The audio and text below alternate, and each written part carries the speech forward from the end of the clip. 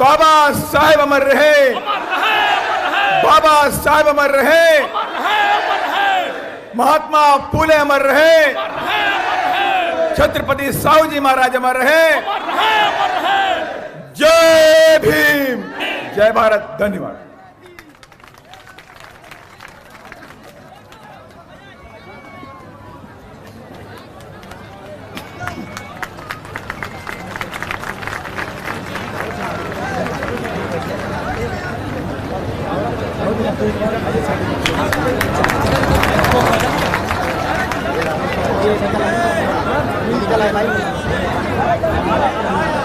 साथियों,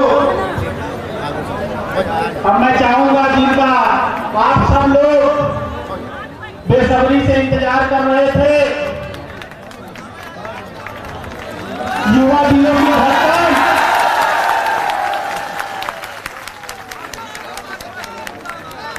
इस देश के अंदर युवा दिलों के हृदय सम्राट परम सम्माननीय माननीय आकाश आनंद साहब से चाहूंगा कि आए आज इस दिल्ली की धरती पर हम सब युवाओं को मार्गदर्शन दें।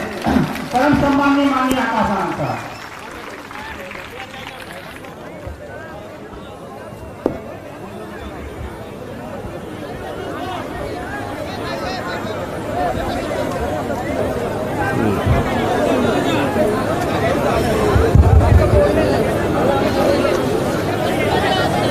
जय भीम। दोबारा जय भीम बोलने की जरूरत नहीं पड़ेगी, आप में इतना जोश है। तो सबसे पहले एक बार जोरदार तालियां हमारी माताओं बहनों के लिए।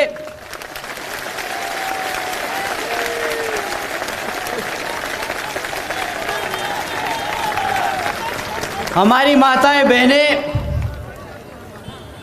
जो अपना कामकाज छोड़कर दिन का हमें यहाँ पे इतना समय निकालकर सुनने आए, आप सभी का तहे दिल से शुक्रिया अदा।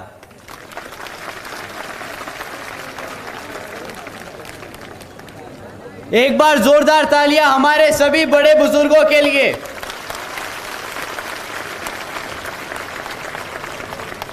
आप सबका आशीर्वाद और आप सबकी डायरेक्शन जो आप हम युवा साथियों पर कृपा करते आए हैं, तो आप सभी का भी बहुत बहुत धन्यवाद।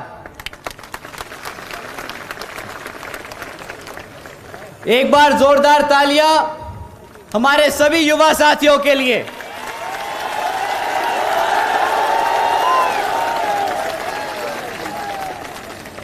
बहुत समय हो गया, काफी समय से हमारे युवा साथी इधर उधर भटक रहे थे, परंतु जब से बहन जी ने 50% युवा साथियों का हक बनाया है पार्टी की हर स्तर की कमेटी में, तब से सारा युवा साथी बसपा में वापस आ गया।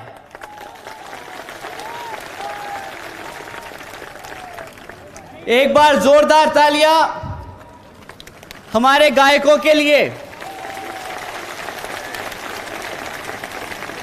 आप इतनी देर से हमारी पूरी जनता को मनोरंजन करते आए, तो आप सभी का तहे दिल से शुक्रिया अदा।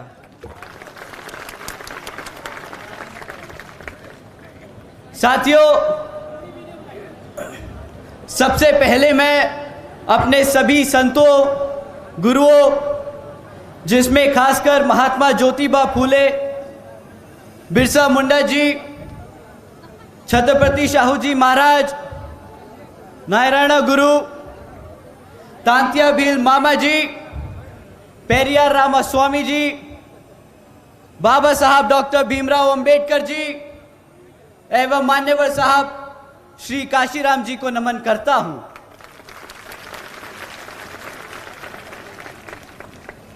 मान्यवर साहब श्री काशीराम जी की एकमात्र उत्तराधिकारी हमारी आदरणीय बहन कुमारी मायावती जी को भी नमन करता हूं।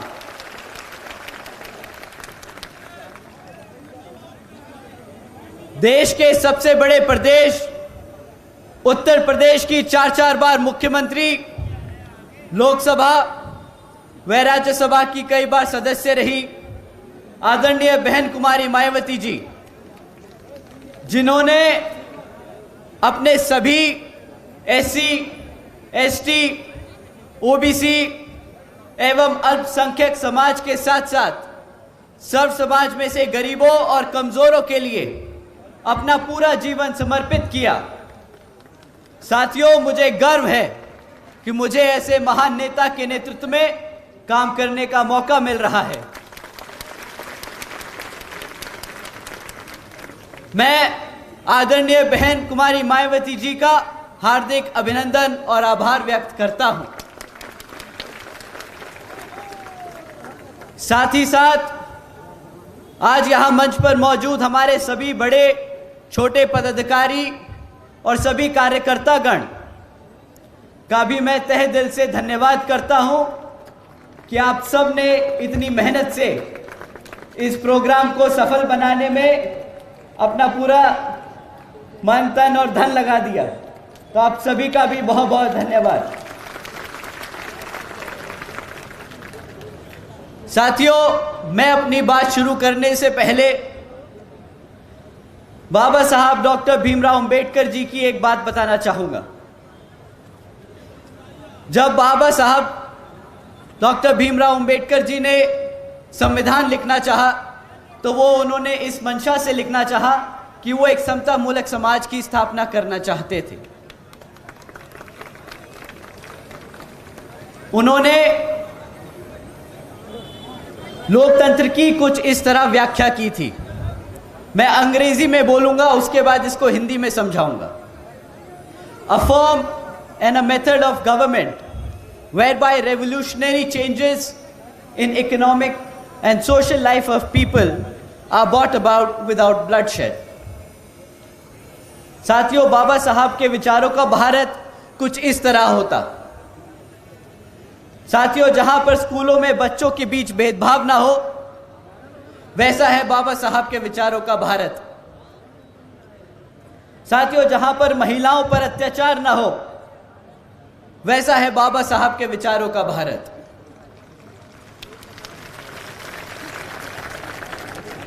साथियों, जहां हर जाति और हर धर्म को बराबर का सम्मान मिले, ऐसा है बाबा साहब के विचारों का भारत।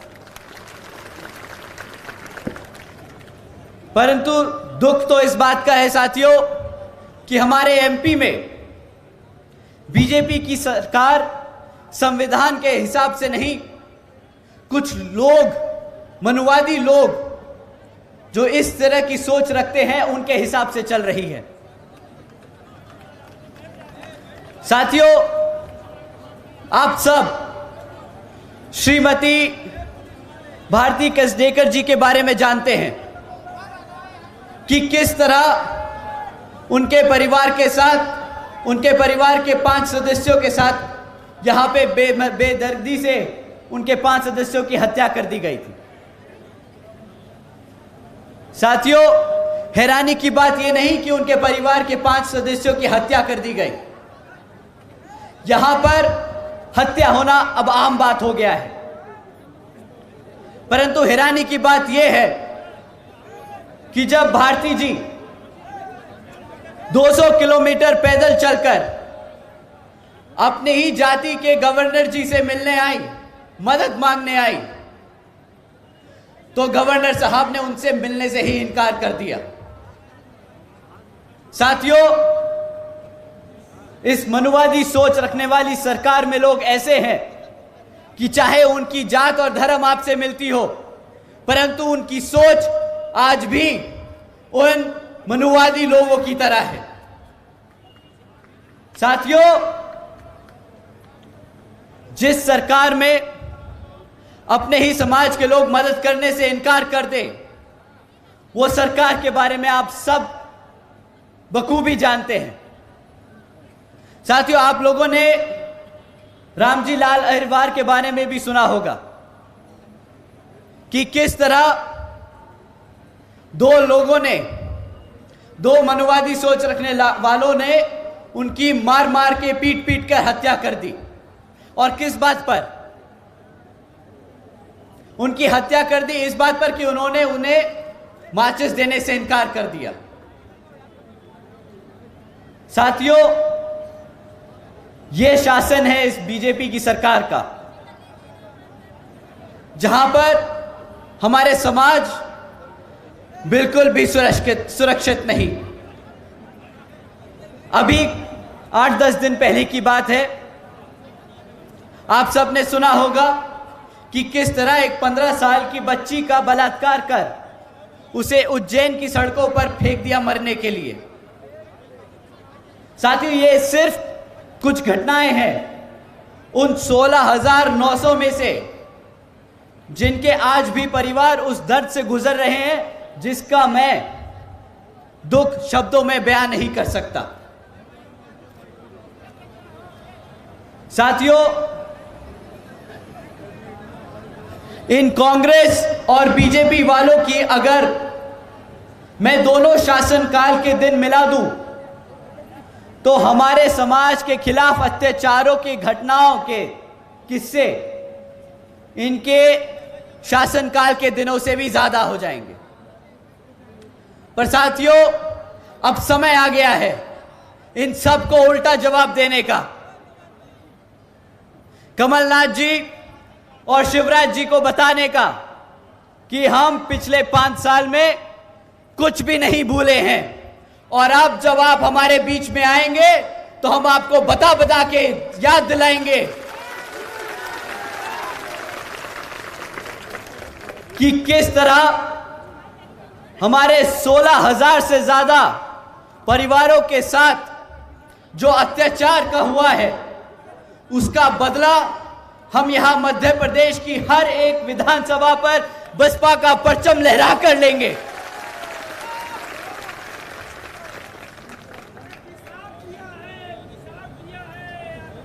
साथियों, शिवराज जी ने वादा किया था बहुजन समाज को प्रतिनिधित्व देने का।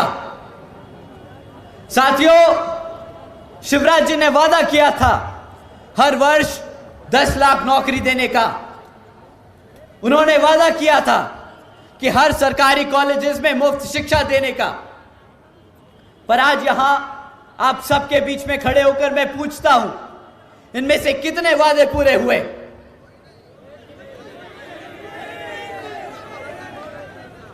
साथियों, वादे तो पूरे करे नहीं, पर उन्होंने पिछले 2.5 साल में बहुत काम करा है, बहुत काम किया है, बहुत मेहनत करी उन्होंने। वो भारत में अपने मध्य प्रदेश को अव्वल नंबर पे लेके आए हैं।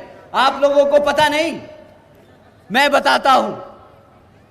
शिवराज जी की सरकार नंबर 1 पहुंच गई पूरे भारत में हमारे बुजुर्गों पे अत्याचार करने में। शिवराज जी ने अपनी सरकार को नंबर 1 बना लिया हमारे SC, ST, OBC एवं अल्पसंख्यक समाज को पे अत्याचार करने में। साथियों, शिवराज जी ने नंबर 1 बना दिया MP को हमारी बहन बेटियों पर अत्याचार करने में। और ये मैं कोई अपने मन से, दिल से कोई मनगढ़ंत कहानियां नहीं बता रहा हूं। ये सरकारी डेटा बोलता है कि इनके शासनकाल में कितना अत्याचार हुआ है हमारे सर्व समाज पर। अभी हमारे भाई बोले यहां पे कि आदिवासी समाज पे मूता है। साथियों, आदिवासी समाज नहीं, सारे सर्व बहुजन समाज पे इन्होंने मूता है।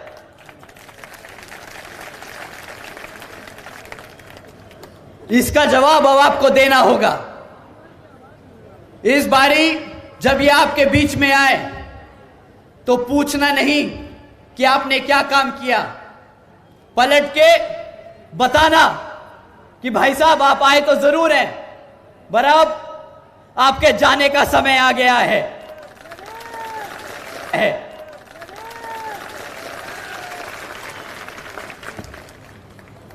साथियों, इन्हीं मामलों पे जब जनता ने इनके गृह मंत्री से सवाल किया कि भाई आपके प्रदेश में इतना क्राइम क्यों बढ़ रहा है, तो उनके गृह मंत्री पलट के जवाब देते हैं कि भाई हमारी पुलिस 24 घंटे काम कर रही है, इसलिए वो सारा क्राइम रिकॉर्ड कर रही है। भाई जब आपका गृह मंत्री, जब कोई ऐसा आदमी आपको पलट के ये जवाब दे कि भाई क्राइम इसलिए बढ़ रहा है कि क्योंकि हम सारे केस दर्ज कर रहे हैं, तो कभी कभार महसूस होता है कि ये हम पे हमारी सेवा नहीं कर रहा, हम पे एहसान कर रहा है। साथियों, या तो वो आदमी हम पर एहसान कर रहा है, या जो आदमी ऐसा जवाब दे वो बिल्कुल ही निहायती बेवकूफ और गधा आदमी है। क्यों? इसीलिए सरकार में बिठाया था आपको। आज जनता पूछेगी, चुनाव आ रहा है, पूछेगी कि पुलिस को सिर्फ रिकॉर्ड रखने के लिए रखा था या फिर हमारी जनता को, हमारे समाज को बचाने के लिए रखा था। साथियों, चाहे जो भी बात रही, अगर कोई व्यक्ति ऐसा जवाब दे जो उस पद पर बैठता है, तो उस आदमी को उस पद पे बैठने का कोई हक नहीं। और जो मुख्यमंत्री ऐसे आदमी को अपने पद में बैठने दे, उस मुख्यमंत्री को सरकार चलाने का कोई हक नहीं।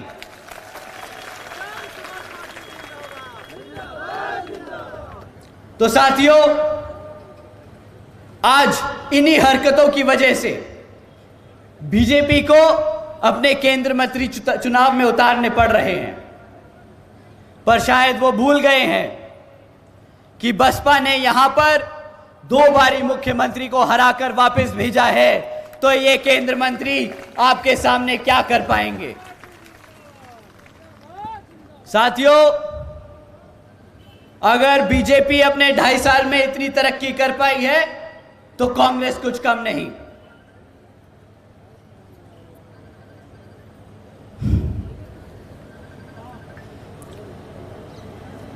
साथियों, कांग्रेस इतने सालों से यहां पर सरकार चलाती आई है, पर जब आप उनसे पूछेंगे कि भाई चुनाव आ रहा है, आप अपने काम बताइए कि आपने करा क्या इतने सालों तक, तो वह आपके सामने आके एक मैनिफेस्टो खड़ा कर देंगे कि हम अगर सरकार में आएंगे तो ये 1, 2, 3, 4 काम करके दिखाएंगे। साथियों, जो पार्टी सत्ता में रह चुकी हो, वो आगे आने वाले 5 सालों के लिए काम ना बताए कि क्या करके दिखाएगी, बल्कि आपके आके बीच में बताए कि इतने सालों तक जब आपको सत्ता में आसीन रखा तो आपने हमारे समाज के लिए क्या किया। और हाँ साथियों, जब आप उनसे ये पूछेंगे कि भाई इतने सालों से जब आप राज कर रहे थे तो हमारे समाज के लिए क्या किया, चुप्पी साध जाएंगे, घबरा जाएंगे, पसीना छूटेगा। क्योंकि हकीकत तो यह है साथियों कि उन्होंने भी इतने सालों तक आप ही का वोट लिया और आप ही पे राज किया, परंतु आज तक आपको वही रखा नीचे दबाकर जहां पे आप हमेशा से थे। जब आप उनसे इनके कामों की सफाई मांगेंगे तो वो आपको भटकाने के लिए क्या करेंगे, वो बोलेंगे कि भाई तुम किसको वोट दोगे, बीजेपी तो ऐसी है। दूसरा विकल्प क्या? जब आप जवाब देंगे कि बीएसपी दूसरा विकल्प है, बीएसपी अपनी असली पार्टी है, तो वो आपसे बोलेंगे कि भाई बीएसपी तो बीजेपी की बी टीम है। साथियों, जिनके पास काम नहीं होता बताने को, वो यही बेतुके बयान बांटते रहते हैं, बोलते हैं बीएसपी तो बीजेपी की बी टीम है। उनसे बोलिए कि आप हमें यह ना बताएं कि बीएसपी क्या है, हमें पता है हमारी बहन जी ने यूपी में क्या किया है, आप अपने काम बताएं। साथियों, ये आपको गुमराह करने के हथकंडे हैं और कुछ नहीं। तो डरना नहीं है, आप को डराना है और बताना है कि आने वाले आम चुनाव में बीएसपी मध्य प्रदेश में सरकार बनाने जा रही है। और जब आप ये बोलेंगे तो इनकी डर के हाथ में आ जाएगी, क्योंकि उन्हें डर लगता है कि जिस तरह से हमारे SC, ST, OBC एवं अल्पसंख्यक समाज के साथ साथ सर्व समाज में से गरीबों और कमजोरों को के वर्ग उसी इज्जत और सम्मान से जिए जिस तरह से हमारे वो साथी लोग बसपा के राज में यूपी में जिए थे। इसलिए ये आपसे घबराएंगे जब आप बोलेंगे कि हम BSP को वोट डालने जा रहे हैं। साथियों, आज जब बहन जी की सरकार को लोग याद करते हैं तो उन्हें याद आता है वो समय जब बहन जी ने महामाया गरीब बालिका आशीर्वाद योजना चालू करी थी, जिसके तहत बहन जी ने 3,25,000 बच्चियों को 1-1 लाख रुपए देने का काम किया था। साथियों, इस योजना के तहत बहन जी ने 3,250 करोड़ से ज्यादा रुपए अपनी बच्चियों को देने का काम किया। साथियों, वो याद करते हैं समय जब बहन जी ने सावित्रीबाई फुले बालिका शिक्षा आशीर्वाद योजना के तहत 7 लाख से ज्यादा बच्चियों को 12वीं तक की शिक्षा प्राप्त करने हेतु 600 करोड़ से ज्यादा की लागत इन बच्चियों को अपने पैरों पर खड़ा कर एक उज्जवल भविष्य देने के लिए खर्ची। साथियों, साथ ही साथ बहन जी ने प्रदेश की व्यावसायिक टेक्निकल इंस्टीट्यूशंस में, इंजीनियरिंग कॉलेजेस में, पॉलिटेक्निक एवं इंडस्ट्रियल ट्रेनिंग इंस्टीट्यूट्स में अन्य पिछड़े वर्गों के लिए 27% सीट आरक्षित की थी। और साथ ही साथ देश में पहली बार सरकारी कॉलेजेस के स्टूडेंट हॉस्टल्स में भी अन्य पिछड़े वर्गों के छात्रों के लिए 27% आरक्षण की व्यवस्था तय की।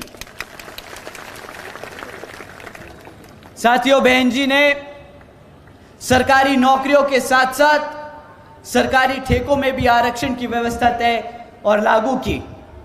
और साथियों, याद करते हैं वो समय कि किस तरह बहन जी ने सरकार बनने के बाद ही तुरंत नौकरियों की भर्ती पर लगी रोक को हटाकर बहुजन समाज के साथ साथ सर्व समाज के सभी जरूरतमंद लोगों को नौकरी देने का काम किया था।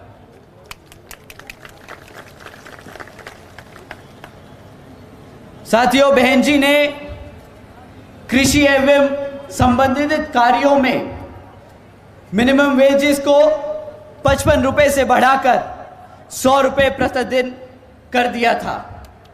और अन्य पिछड़े वर्गों के लोगों की क्रीमी लेयर की वार्षिक आय सीमा 3 लाख रुपए से बढ़ाकर 5 लाख रुपए कर दी थी। साथियों, आदरणीय बहन जी ने अपने शासनकाल में 90,000 से अधिक शिक्षकों को सरकारी नौकरी दी, 1 लाख से अधिक सफाई कर्मचारियों को भर्ती किया, 2 लाख से अधिक जवानों को पुलिस फोर्स में भर्ती किया। और साथियों, इससे 2 फायदे हुए। एक तो हमारा युवा वर्ग नौकरियों पे लग गया और दूसरा हमारे युवा साथियों को अपना प्रदेश और अपना घर छोड़कर दूर नहीं जाना पड़ा अपना पेट पालने के लिए। तो साथियों, अब समय आ गया है हमें बाबा साहब के दिखाए रास्तों पर चलकर और मान्यवर साहब के बताए तरीकों का इस्तेमाल करके, और भूलना नहीं बहन जी के बेबाक अंदाज को हमें अपने दिल और दिमाग से अपनाना होगा। तो साथियों, समय आ गया है कि अब हम सब एकजुट होकर हमारे समाज के हर एक व्यक्ति को बसपा से जोड़ने का काम करें और बता दें कि हम आ रहे हैं हर उस चीज के लिए जो इस संविधान में हमारे समाज के लिए हमारे गुरु देकर गए हैं, बाबा साहब डॉक्टर भीमराव अंबेडकर जी।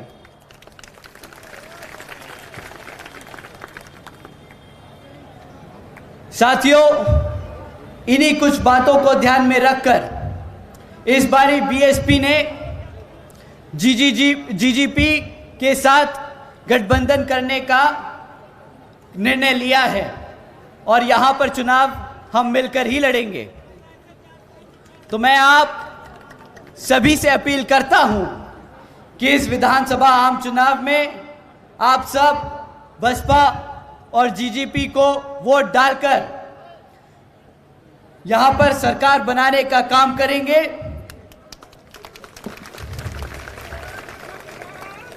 जो यहां पर सरकार बनने के बाद मध्य प्रदेश में भी बहन जी मॉडल ऑफ गवर्नेंस के तहत चलकर यहां पर भी सभी का उत्थान करने का काम करेगी। अंत में मैं एक बार फिर से यहां मौजूद सभी माताएं, बहनें, हमारे बड़े बुजुर्ग, हमारे सभी युवा साथी, हमारे सभी छोटे बच्चे, मैंने यहां देखा आज मीटिंग में 2-2 साल, 1.5 साल के बच्चे भी मौजूद हैं। हमें पता है कि हमारी माताएं अपने आने वाली पीढ़ी को बसपा के लिए तैयार कर रही है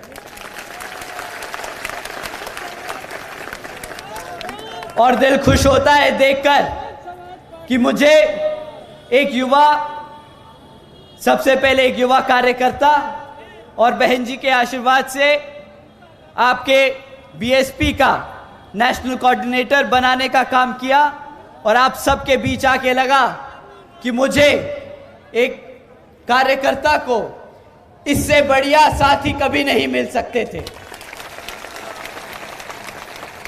तो साथियों, मैं आप सबसे उम्मीद करता हूं कि आप इसी तरह मेहनत करके बीएसपी को नई ऊंचाइयों तक ले जाने का काम करेंगे और अपनी बहन जी के हाथ मजबूत करेंगे और आने वाले लोकसभा में उन्हें प्रधानमंत्री बनाने का काम करेंगे। साथ ही साथ मैं हमारे सभी मीडिया बंधु, हमारे बहुजन मीडिया के साथियों का भी तहे दिल से धन्यवाद करता हूं कि वो हमारी बात को प्रदेश के कोने कोने तक पहुंचाने का काम कर रहे हैं। तो साथियों, आप सबका भी तहे दिल से धन्यवाद और शुक्रिया। मैं अपनी बात यही समाप्त करता हूं। जय भीम, जय भारत, जय बहन जी।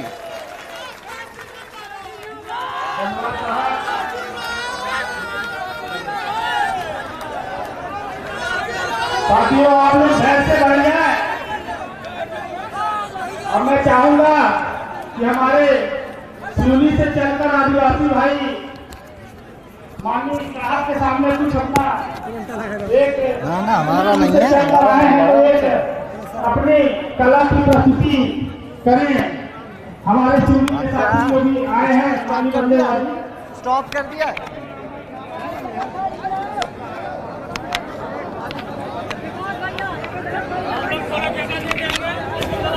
मंडला के साथी जल्दी से अपना जोड़ी डांस वाले जल्दी से जाएं। जोड़ी डांस वाले जितना जल्दी हो जल्दी आए। खाली कर दो इसको, खाली कर दो। आदिवासी नृत्य कला सभी युवा बच्चे बच्चियां आ जाएं, जल्दी आए मंच के सामने, जल्दी जल्दी आए, जल्दी। सभी लोग रास्ता दें कृपया उनको आने के लिए। हमारे जो सिवनी से चलकर साथी आए हैं